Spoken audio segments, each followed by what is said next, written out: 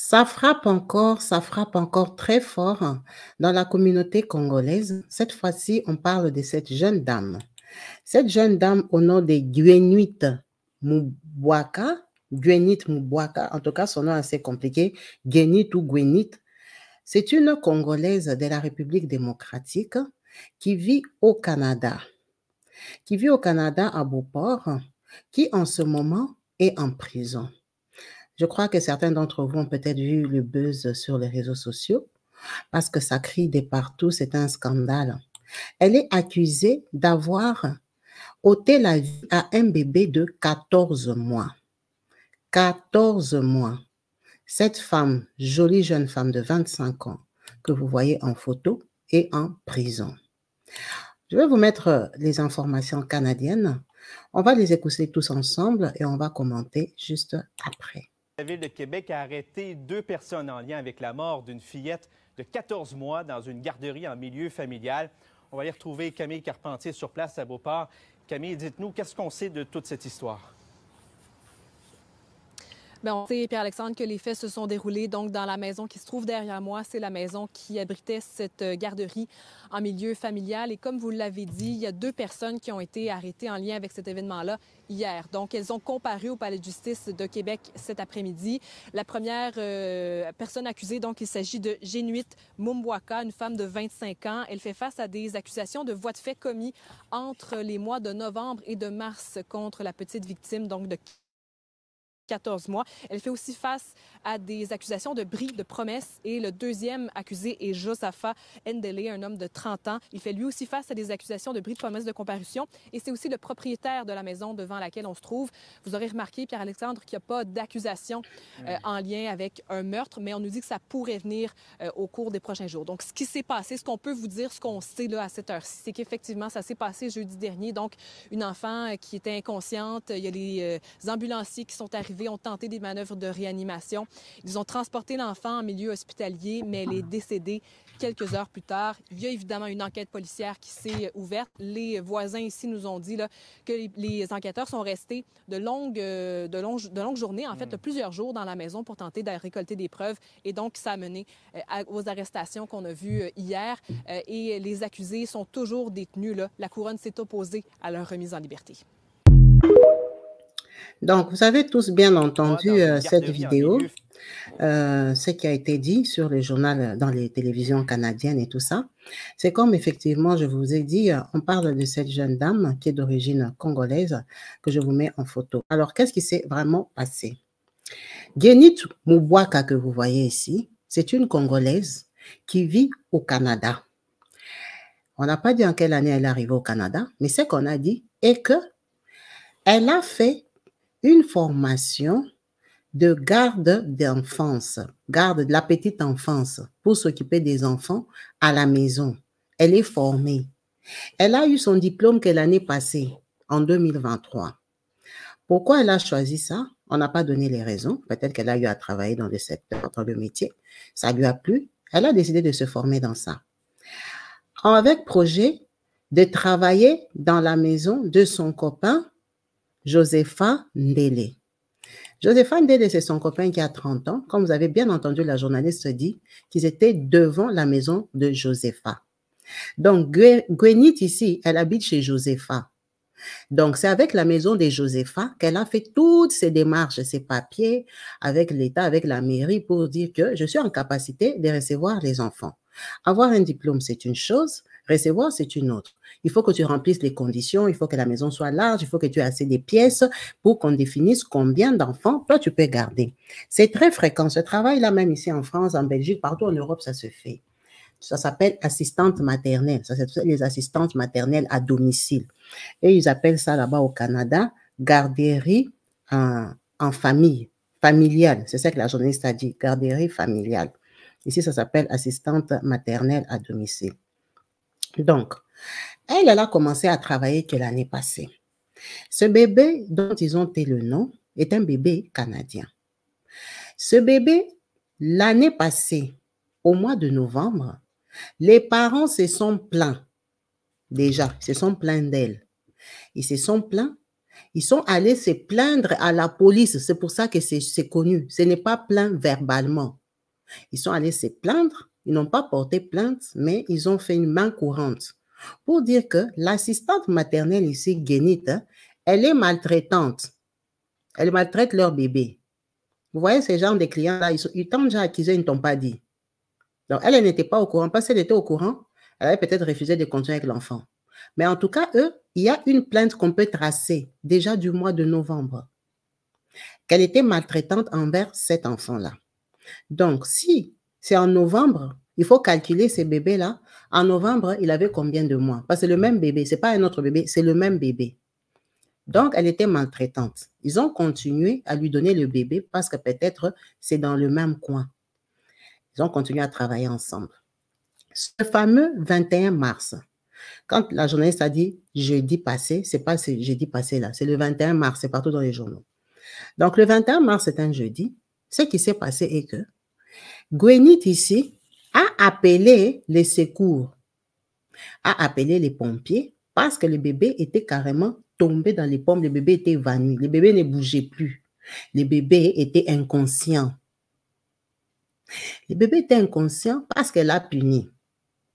Qu'est-ce qu'elle a fait au bébé? On ne sait pas. Quand elle s'en est rendue compte, elle a appelé les pompiers. Quand les pompiers viennent, ils font des réanimations et tout ça, massage cardiaque et tout ça. Ils courent vite avec le bébé à l'hôpital. Quand ils arrivent là-bas, malheureusement, le bébé décède. Elle a été convoquée, prise avec son copain le même jour. On les a pris, on ne les avait pas arrêtés. On les a emmenés, on a sécurisé les lieux. Quand on sécurise les lieux, c'est pour vérifier s'ils vont trouver des marques de violence, peut-être du sang, peut-être je ne sais pas quoi, un petit désordre rapide et tout ça. Bon, ils n'ont vraiment rien, ils n'ont pas trouvé grand-chose. Elle a dit que non, elle n'a pas compris, l'enfant a fait je ne sais pas quoi et tout et tout. L'enfant est tombé, l'enfant a perdu connaissance. On les avait libérés, eux deux. On les avait libérés après 48 heures. Quand on les a libérés, en fait, les policiers n'avaient rien trouvé chez elle. Maintenant, ils devaient seulement continuer à étudier les dossiers par rapport à la plainte. Ce qui s'est passé, là, je vous mets la photo des réseaux sociaux des Guénit. Vous voyez bien, il n'y a plus de photos de profil, il n'y a plus rien.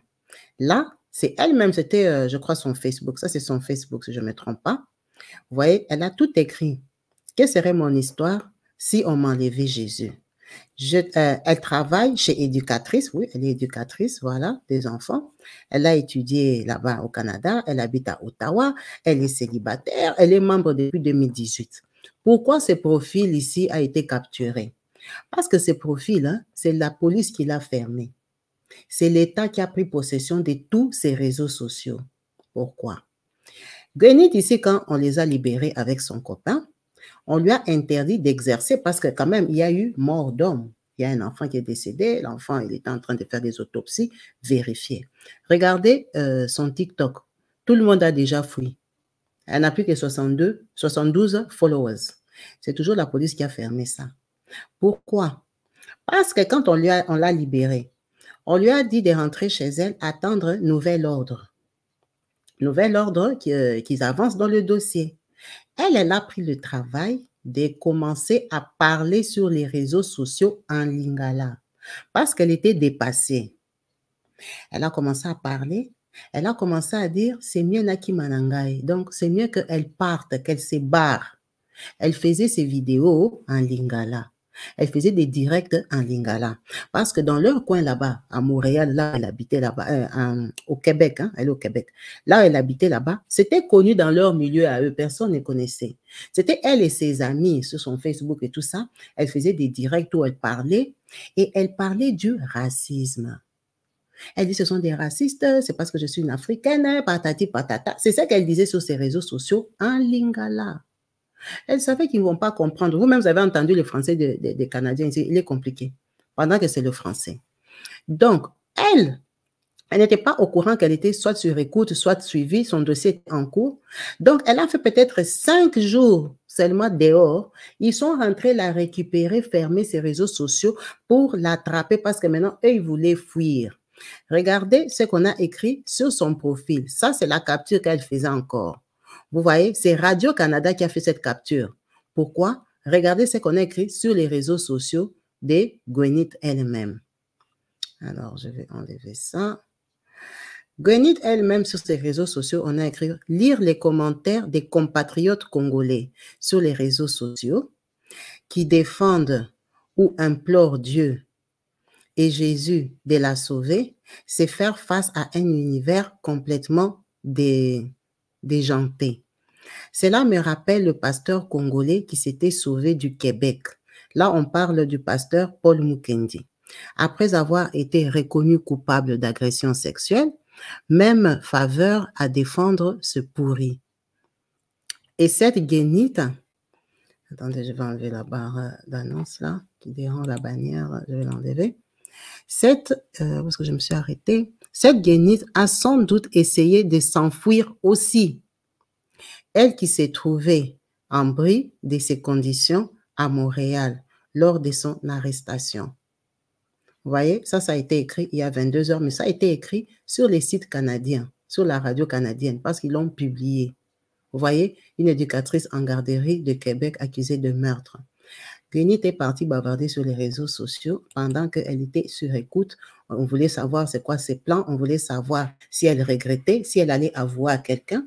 Mais comme nous sommes parfois distraits ou on pense que les Lingala, il n'y a que nous qui pouvons les comprendre, on ne sait pas que dans tous ces bureaux de police, il y a des Congolais, il y a de toute façon des interprètes.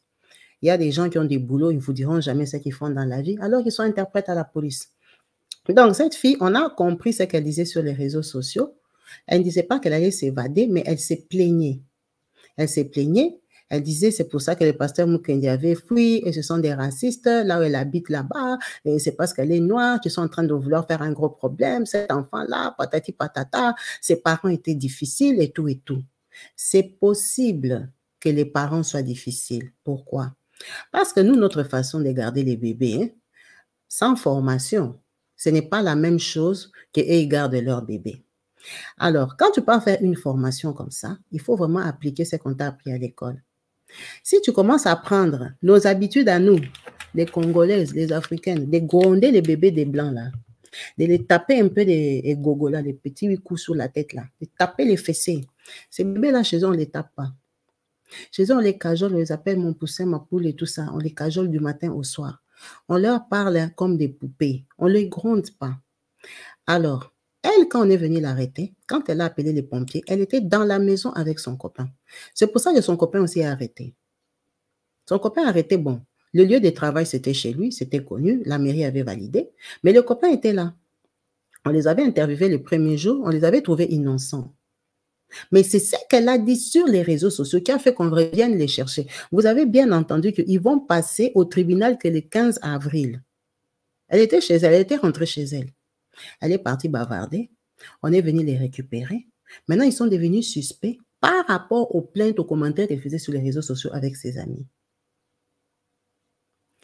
Maintenant, on ne dit plus que c'est un accident. Vous avez bien vu qu'elle est arrêtée de quoi? Arrêtée, elle est accusée de meurtre. Elle est accusée de meurtre parce qu'on a retrouvé la plainte des parents. Les parents sont indignés, ils se sont déjà plaints de cette assistante maternelle. Maintenant, eux aussi, s'ils se plaignaient d'elle, si elle était maltraitante, pourquoi ils continuaient à lui donner leur enfant? Même si c'était l'assistante maternelle la moins chère, celle du coin. Mais elle est maltraitante envers votre enfant. Il faut arrêter. Il ne faut pas lui donner votre enfant. Si elle le tapait, si elle le grondait, si elle faisait comment? Bon, qu'est-ce qui s'est passé avec l'enfant? C'est qui est sûr que l'enfant n'était pas malade. On a fait les autopsies, l'enfant n'était pas malade. Il n'avait aucun rendez-vous, il n'avait rien. L'enfant est tombé seulement dans les pommes. C'est qui est sûr, on n'a pas trouvé aussi des bleus sur l'enfant. Alors, qu'est-ce qu'elle a fait au bébé de 14 mois? Est-ce qu'elle a secoué? Est-ce qu'elle l'avait jeté? Est-ce qu'elle l'avait fait tomber? Est-ce qu'en tout cas, l'enfant n'avait pas des bleus, n'avait pas d'hématome? C'est pour ça qu'on les avait libérés ces jours-là. Il n'y avait pas de traces, on ne l'avait pas tapé en tout cas, cet enfant-là. En tout cas, c'était un blanc canadien en plus en hiver. Si on les tape, ça va se voir. Elle n'avait pas tapé. Mais peut-être qu'elle avait secoué. Peut-être qu'elle avait jeté sous le lit. Peut-être qu'elle avait jeté sous le truc où le bébé l'a pleuré, l'a énervé. Mais maintenant, on dit que c'est un meurtre. Alors, c'est une accusation au deuxième degré qui va être jugée le 15 avril, qui peut lui faire prendre 15 ans de prison. Elle n'a que 25 ans. Elle a eu son diplôme que l'année passée. Elle a ouvert, on va appeler ça sa propre société, non? Être assistante maternelle, c'est travailler à ton compte. C'est mieux que d'aller travailler dans une crèche où tu vas peut-être subir vraiment les racismes, les différences, les injustices. Bon, et puis là-bas, il y a plus de bébés. Travailler à ton propre compte, c'est toujours mieux. Tu es dans ton espace personnel, tu es chez toi, tu peux lire ton téléphone, voilà, tu es plus à l'aise. C'est ce que tout le monde souhaite. Mais pour elle, ça a mal tourné. Ça a mal tourné. Et ce qui est fort probable est qu'elle soit aussi innocente. Elle peut être aussi innocente, l'enfant, il peut être un malaise. Mais le fait qu'elle soit aussi noire, ça n'arrange pas les choses. Et le fait qu'elle ait aussi parlé sur les réseaux sociaux, ça n'arrange pas les choses non plus. Après, elle a parlé sur les réseaux sociaux parce qu'elle était stressée. C'est très angoissant. D'abord, c'est un enfant auquel tu es habitué, que tu gardais, et puis tu te rends compte qu'il est mort dans ta maison, bon, pas à cause de toi, mais il est mort chez toi, quoi. C'est très stressant. C'est normal que quelqu'un aille se défouler sur les réseaux sociaux parce que c'est un lieu où les gens viennent se parler, dire ce qu'ils veulent, ce qui passe par la tête parce que tout le monde n'est pas suivi. Tu vas faire une petite vidéo, peut-être c'est 30 personnes, 35 personnes.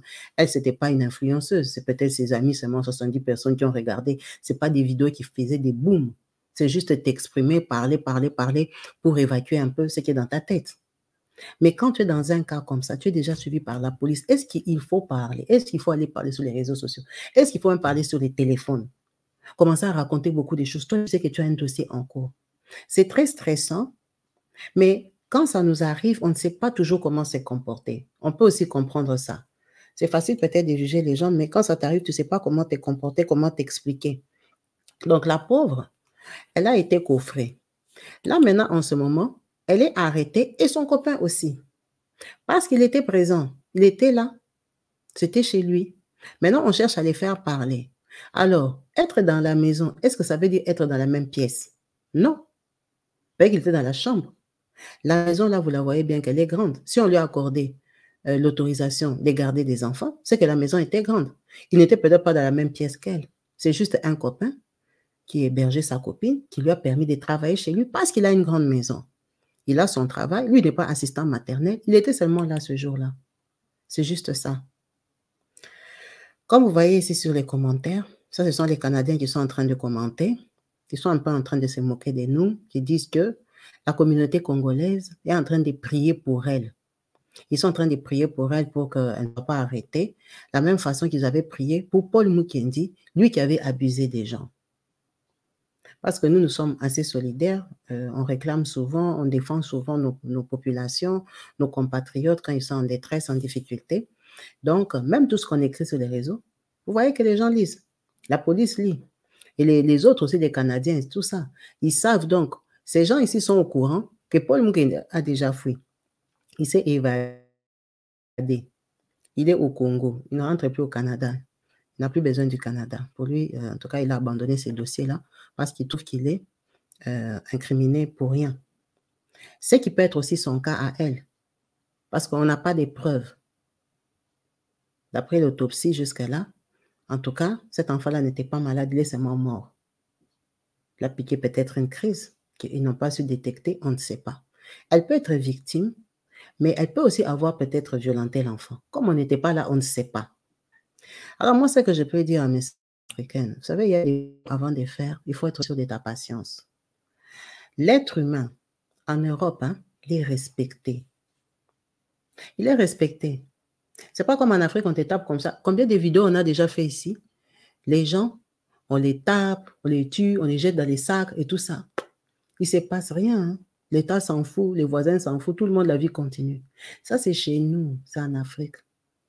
Ici, les boulots là, que nous, les Africains, on aime faire, s'occuper des enfants, s'occuper des vieux, s'occuper des handicapés. Tu peux aller faire la prison à vie parce que tu t'étais mal occupé d'un bébé, d'un handicapé qui ne bouge pas et tout ça, qui est même né comme ça. Tu peux faire seulement une faute, on va t'arrêter. Ici en Europe, ce n'est pas l'Afrique. On va t'arrêter. Quand tu prends l'engagement de t'occuper de l'être humain dans leur pays, arrange-toi que tu apprennes bien tes leçons, que tu sois comme eux. C'est pour ça que vous voyez, ils font faire aux gens des formations. Parce qu'ils ne sont pas sûrs de nos comportements. Bon, même eux-mêmes aussi, ils font. Hein. Mais ils t'apprennent comment s'occuper d'eux, comment les tourner, comment les laver, comment les parler, comment les cajoler. On te dit toutes ces maladies, la personne est un peu énervée, comme ça, il faut aller doucement avec lui. Il faut respecter. Si tu sais que tu as des tempéraments chauds, que toi tu te fatigues, ça t'énerve, hein, tu peux garder un bébé de 7h à 10h.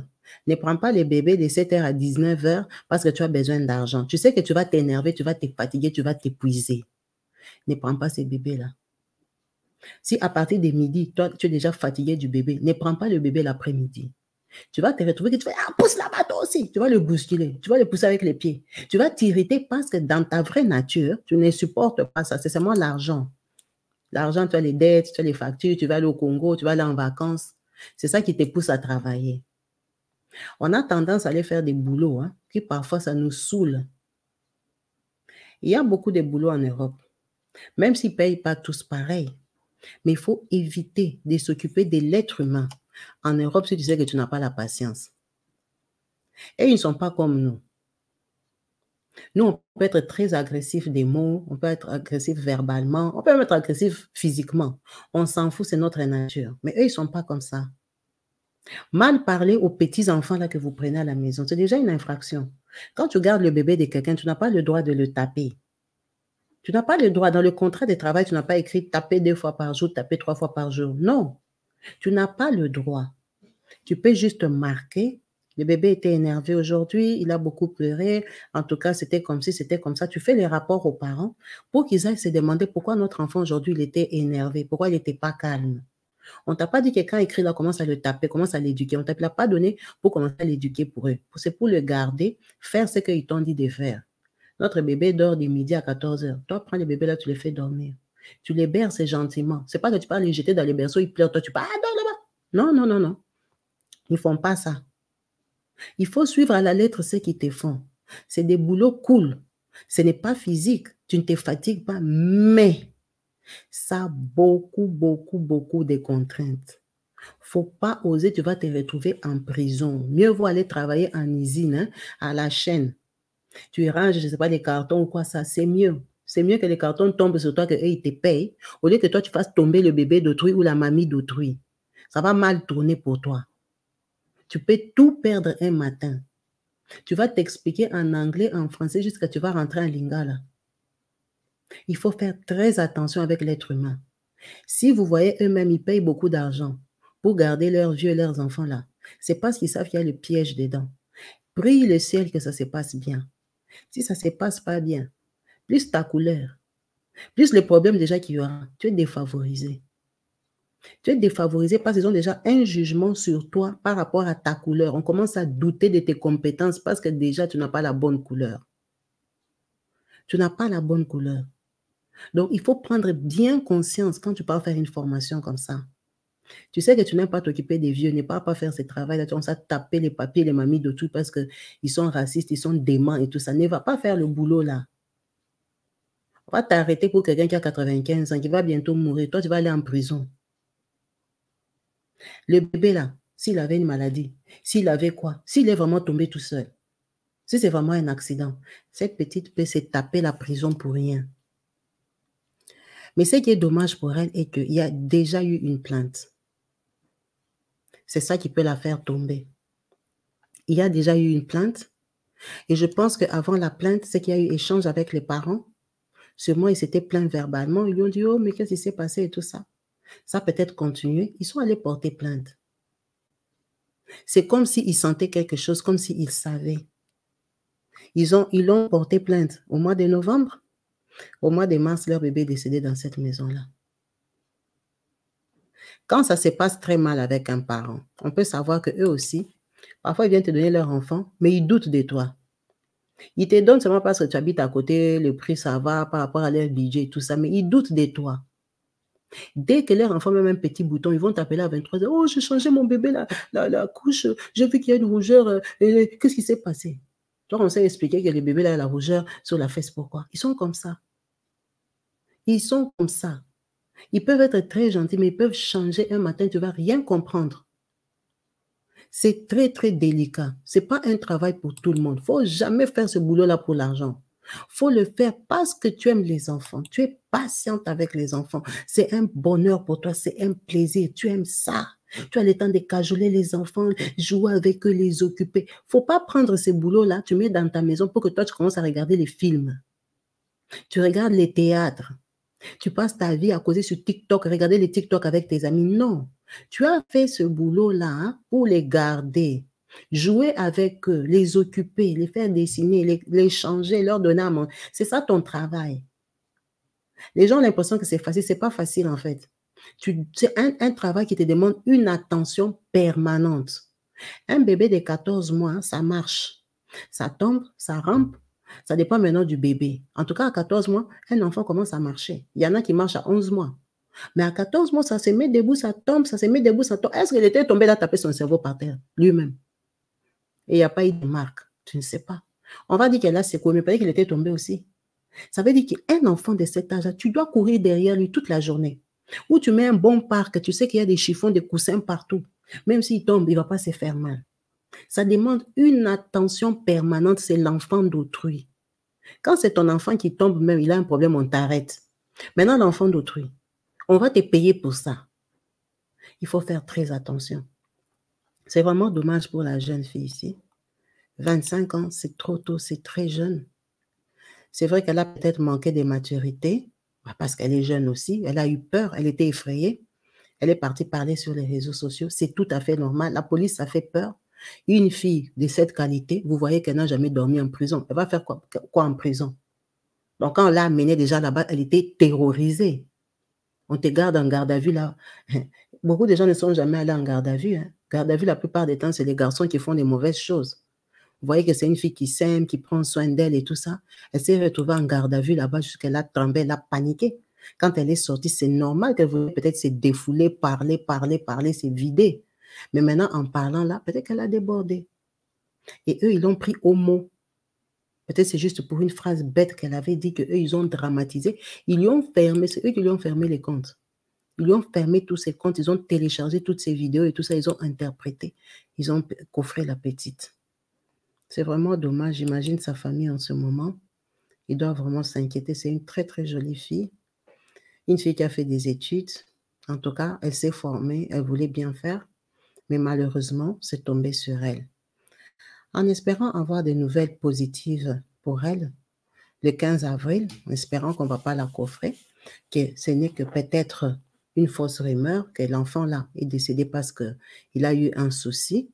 Parce que la façon qu'ils commencent à écrire eux-mêmes dans leur journal, dire qu'elle est accusée de meurtre. Donc, ils veulent lui coller la mort du bébé là. Effectivement, nous sommes des Congolais, on se soutient toujours. Hein. Donc, on la soutient. On espère pour elle vraiment que ça ne soit pas ça. Elle est trop jeune pour avoir quitté le Congo et taper les années de prison au Canada juste parce que tu voulais travailler. C'est vraiment dommage. C'est vraiment dommage parce que c'est un boulot que beaucoup de gens font. Beaucoup de gens se donnent, se lancent dans ça, ça marche. Il y en a qui ont fait ça des années et des années. Ils n'ont pas eu de problème. Donc, il n'y a pas de raison qu'elle est là, il se taper la prison comme ça, juste parce que la famille là, allait lui payer peut-être 100 francs canadiens ou 100 dollars canadiens et tout ça pour garder leur bébé. Restons prudents. On va réécouter cette vidéo en vous remerciant tous pour votre participation et n'hésitez pas à commenter au bas de la vidéo. Merci. Arrêté 2 personnes en lien avec la mort d'une fillette de 14 mois dans une garderie en milieu familial. On va aller retrouver Camille Carpentier sur place à Beauport. Camille, dites-nous, qu'est-ce qu'on sait de toute cette histoire? Bien, on sait, Pierre-Alexandre, que les faits se sont déroulés donc dans la maison qui se trouve derrière moi. C'est la maison qui abritait cette garderie en milieu familial. Et comme vous l'avez dit, il y a 2 personnes qui ont été arrêtées en lien avec cet événement-là hier. Donc, elles ont comparu au Palais de justice de Québec cet après-midi.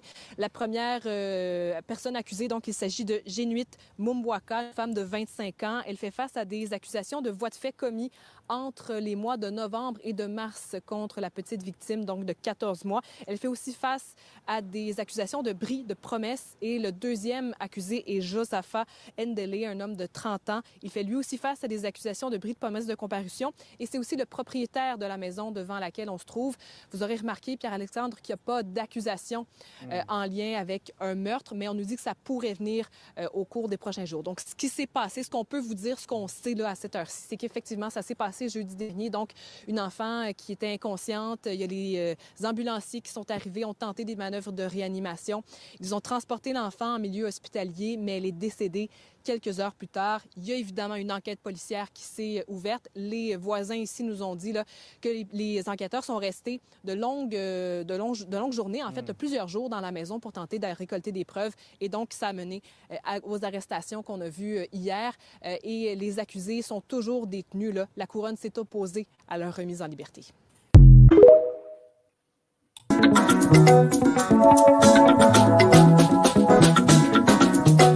Partout dans le monde, sans exception, abonnez-vous sur la chaîne YouTube Kabibi Show TV.